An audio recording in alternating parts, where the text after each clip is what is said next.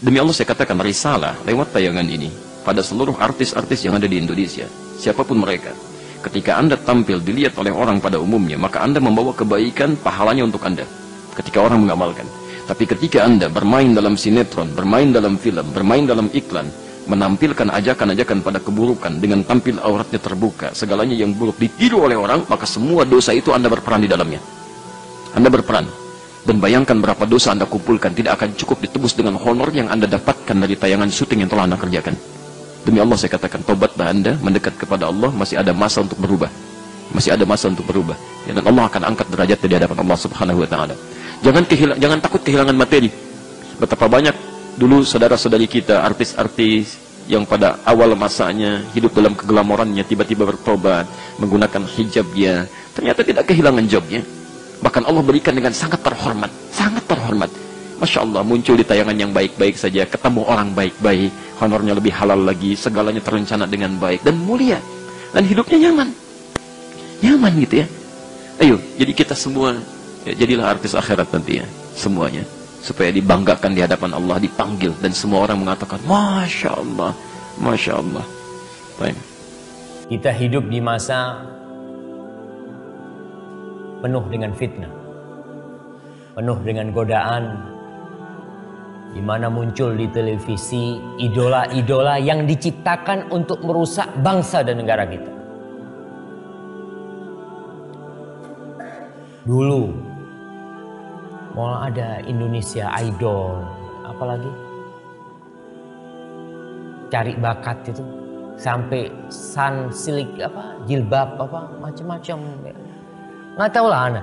Tapi yang jelas dimunculkan di permukaan ini idola-idola yang membuat kita jadi orang nggak benar. Pemain-pemain bola. Kalau seorang mencintai Ronaldo, ganti siapa sekarang?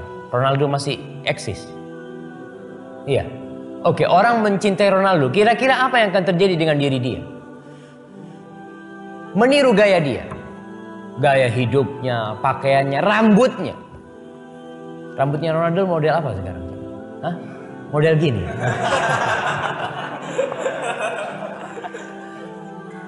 Oke, padahal kita tahu nanti itu kita akan dikumpulkan bersama orang-orang yang kita cintai.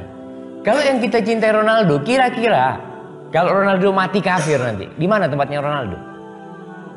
Di neraka. Kita mau dikumpulkan sama dia. Subhanallah jamaah. Tapi sekali lagi, karena kita muncul atau hidup di masa ini, ya kita harus terima. Itu takdir Allah Subhanahu wa taala. Kita tidak perlu menyalahkan zaman ini. Karena ada orang-orang yang mengatakan lingkungannya, zamannya, jangan disalahkan. Mereka nggak salah zamannya itu. Yang salah siapa? Kitanya. Al-Imam Syafi'i rahimahullahu taala mengatakan, "Na'ibu zamanana wal 'aibu fina." Fama li zamanina aibun siwana wa nahju zamana bi ghairi dhanbin walau nataqa zamanu lana hajana. Kata beliau, kita ini selalu menyalahkan zamannya mencela zaman. Padahal zaman itu tidak punya kesalahan. Kesalahan zaman itu adanya kita di zaman itu. Andai kata zaman itu bisa berbicara, pasti zaman itu akan mencela kita. Ente nih orang-orang kayak ente yang merusak anak, kata zaman itu. Nah betul. Terus bagaimana kondisi kita tatkala kita tidak punya idola? Anak-anak disuruh mencontoh ya orang-orang yang pandai berjoget, yang pandai menyanyi, artis-artis yang menjadi contoh mereka. Kita lihat artis-artis mungkin na'udzubillah yang menjadi pelacur-pelacur seperti itu. Mereka yang akan menjadi idola kita. Bagaimana akhir dari bangsa negara kita nantinya. Syaitan-syaitan manusia dan jin yang menggoda kita untuk jauh dari jalan Allah. Waktu terus berlalu teman-teman. Setiap orang di antara kita sedang menuju ke liang lahatnya. Tinggal siapa yang lebih dulu jatuh di antara kita. Pada saat itu penyesalan akan tidak bermanfaat buat kita. Tunggu apa kira-kira? Tunggu malaikat maut datang? Tunggu stroke yang tiba-tiba datang? Tunggu tiba-tiba tabrakan? Tunggu tiba-tiba bangkrut usaha? Sampai kata Nabi SAW, maksimalkan waktu kalian sebelum datangnya masa tua, sebelum datangnya penyakit, sebelum keluarnya Dajjal. Diingatkan oleh Nabi SAW, maksimalkan. Ini kesempatan emas. Semua da'i dan mubalik teman-teman cuma bisa teriak-teriak seperti yang saya lakukan sekarang di depan Anda. Penentu keputusan Anda sendiri. Dan ingat, berubah menjadi lebih baik sebuah prestasi. Bertahan pada keburukan sebuah keburukan. Tidak bisa dipertahankan itu. Orang kalau berbuat baik dan berubah jadi lebih baik teman-teman sekalian, kita bisa tahu baik atau tidak perbuatan kita. Coba bayangkan kalau antum meninggal sekarang. Kenangan orang apa kira-kira dalam kondisi antum sekarang? Ini kalau saya meninggal sekarang, apa yang orang akan bilang nanti? Oh si fulan mubalik, oh si fulan ceramah, oh si fulan ada begini. Atau orang bilang, oh itu sering mabuk, oh itu sering ke diskotik, oh itu pernah menipu saya. Antum mau jadi orang yang mana nih kira-kira?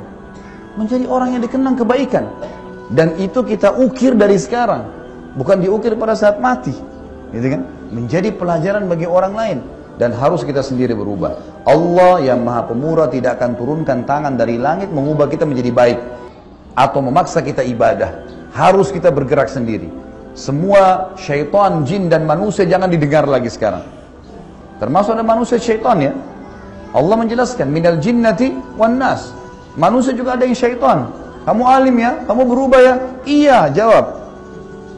Iya saya berubah. Nyesal saya baru tahu sekarang. Bahasakan dengan jelas. Ini enggak ditegur sedikit kayak kerupuk imannya, ketuk pecah, gitu kan? Gimana? Tiba-tiba pakai jilbab berubah. Sholat di masjid, enggak usah deh sholat di sini aja. Teman-teman saya malu. Enggak malu sama Allah, tapi malu sama temannya. Teman-teman kita, teman-teman sekalian, semua teman kita yang ngajak kita keburukan, demi Allah hanya bisa menangis di atas liang lahat, tidak lebih daripada itu. Enggak bakal tinggal nginap sehari di kuburan kita. Terus apa yang kita dengar dia? Kata Nabi SAW, kalau anak Adam meninggal dunia ikut ke kuburan, 3. Keluarganya, hartanya, dan amalnya. Dan akan pulang 2. Anda semua cinta pada anak-anak. Sekarang kalau anak-anak kita mati, mau nggak antum nginap sehari di kuburan? Pulang, istri, suami, ditinggal semuanya. Sabda Nabi SAW benar. Pulang keluarganya, hartanya. Mobil Alphard, mobil Ferrari, mobil yang mahal-mahal. Parkir paling jauh di pagar kuburan, nggak masuk liang lahat. Antum tak dikubur di atas Alphard antum. Jadi warisan, tinggal bersama dia apa? Amalnya. Ini hadir majelis ilmu, sholat, puasa. Anehnya, yang kita tahu akan menemani kita di kuburan, yang akan ditimbang hari kiamat, itu yang kita kerjakan asal jadi saja. Sholat buru-buru, tapi gosip sama teman bisa 2 jam. Nggak bisa ini. Harus berubah teman-teman sekalian. Ya, manusia yang cerdas, manusia yang kalau datang padanya peringatan berubah. Itu yang penting. Jangan tunggu nanti ada ustadz baru imannya bertambah. Enggak. Ilmu yang didapatkan, amalkan. Itu yang penting. Karena tujuan majelis-majelis ilmu untuk mengubah. Kalau kita dalam majelis ilmu tidak berubah, percuma hadir. Tujuannya memang untuk mengubah menjadi lebih baik. Dan jangan terpengaruh sekali lagi dengan syaitan-syaitan manusia dan jin yang menggoda kita untuk jauh dari jalan Allah.